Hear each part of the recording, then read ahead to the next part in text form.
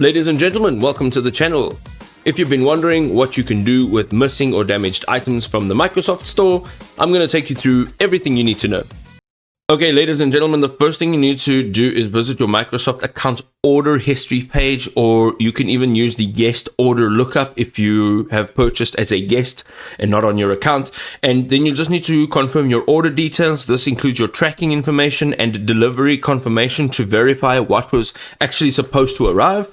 Do not initiate a return yourself. Instead, reach out to Microsoft Store's sales and customer support, and then you can use this number or you can use their online chat feature.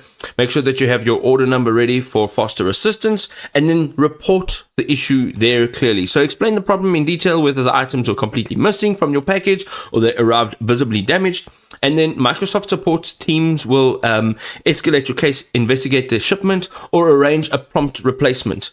If it has been approved for a replacement or a refund, you may need to return the damaged item in its original package within 60 days of delivery. Microsoft will also provide a prepaid shipping label to make the process seamless. Once Microsoft receives and verifies your return item, the refund will typically be processed within 3 to 5 business days to your original payment method. And some important reminders: keep all your packaging and your documentation until it's been completely resolved. Bundled items must be returned together, and digital goods have different refund policies. So make sure that you know what these policies are before you do a refund.